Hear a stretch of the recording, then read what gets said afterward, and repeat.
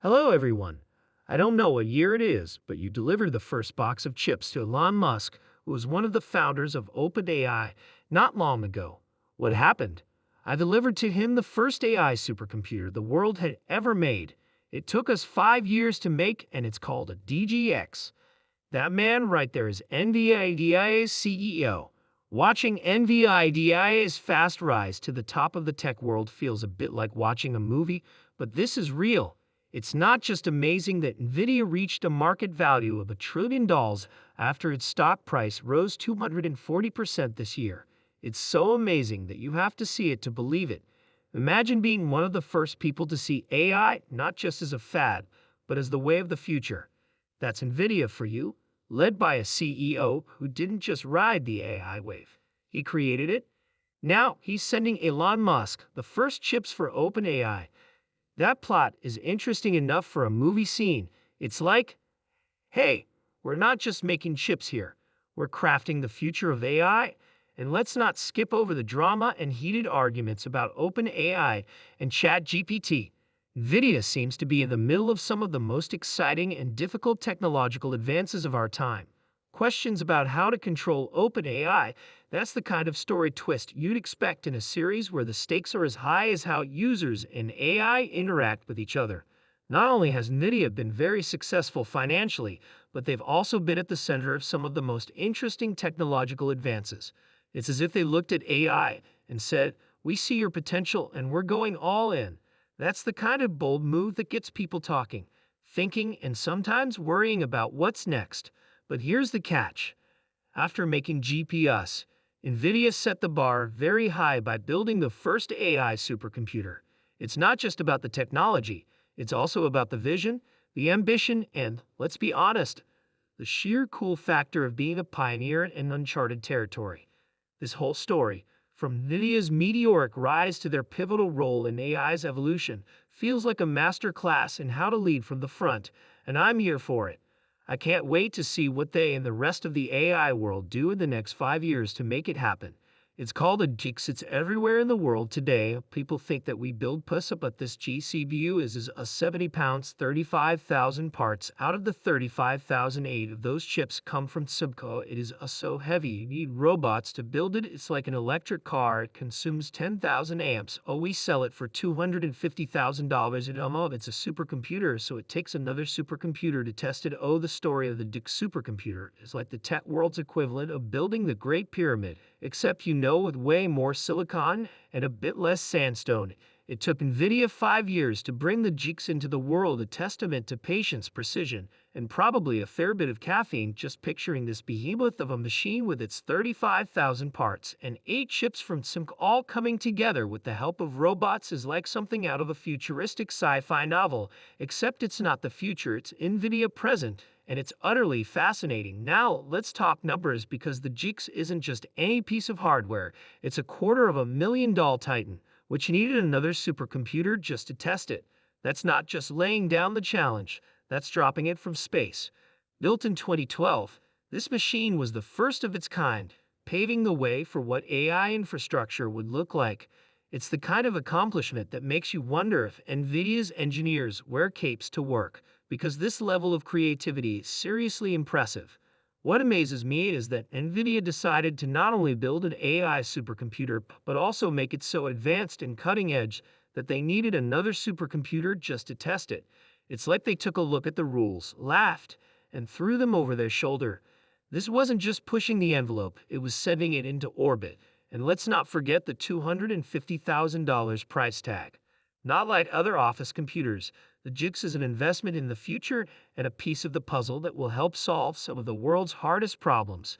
It's NVIDIA saying, "We believe in the power of AI so much that we built the ultimate machine to drive it forward," and the world took notice. The DGX isn't just used by many people. Researchers and innovators all over the world want it. It's a tool that's changing what's possible in AI. Sure, earnings are down. Tesla stock is down 29% in the last 6 months, and the media says the economy is fine. I get it.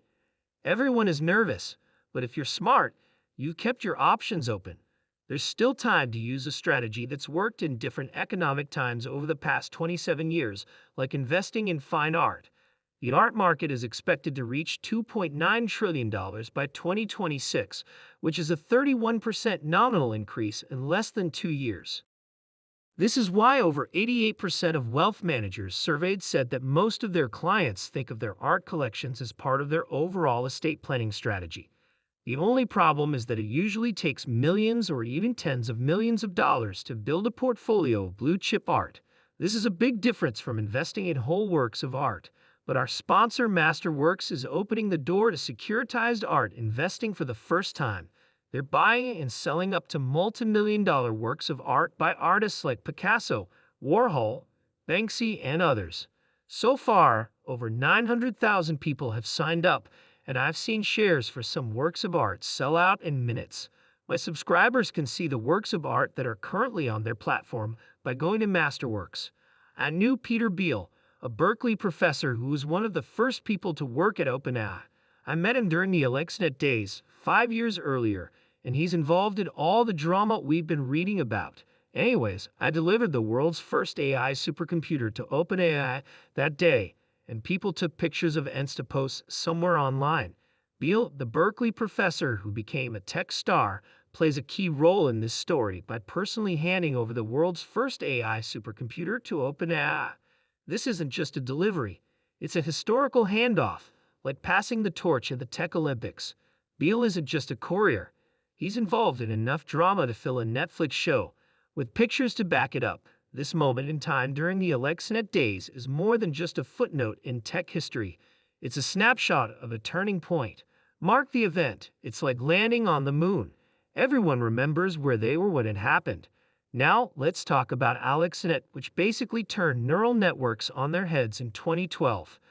Before AlexNet, programming was like carefully planning a road trip with a map and a compass. But AlexNet said, forget the map, let's use GPS. This new way of programming, which involved showing the desired results instead of following a recipe word for word, was a quantum leap from engineer-driven programming to a results-driven approach that was more like teaching than programming. It's like the difference between learning to cook by following a recipe exactly and winging it by adding ingredients based on how you want the dish to taste. What's interesting about these milestones is what they mean for society as a whole. The delivery of the first AI supercomputer to OpenAI by a figure like Beal, amidst a whirlwind of innovation and drama, and the breakthrough of AlexNet are more than just technological advances. They represent a paradigm shift in how we solve problems and come up with new ideas. It's like the tech world was playing checkers, and then AlexNet showed up and played 3D chess. This age wasn't just about faster computers or better algorithms. It was also about rethinking how programming and machine learning work and how they are delivered. The excitement, the breakthroughs, and everything else that goes along with them make up the history of technology and show us where we've been and where we're going. Stories from around the world will be told and told again as we should be proud of how far we've come and excited about where we're going next. I personally can't get enough of it. AlexNet did something amazing. In most programs before AlexNet, engineers would sit down and write software, then test it to see if it produced the outputs they wanted. But in this case, you showed it an example and taught it what outputs you wanted. So when AlexNet came along, it completely changed the way computer vision recognition worked. Before AlexNet, computer vision was like trying to read a book in the dark. Now AlexNet turns on the lights and the book's not only readable, it's like it's reading itself to you by giving examples and teaching the model the desired outputs. It wasn't just a win for Net. It was a mic drop moment in the tech world when people realized how it would affect the future of computers. It's like the people who made AlexNet stood on a mountain and looked out at the horizon of technology and saw a new dawn.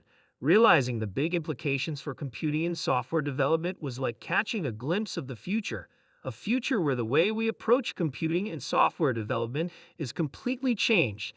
Not just small changes, but a seismic shift in the very paradigm of how technology interacts with the world.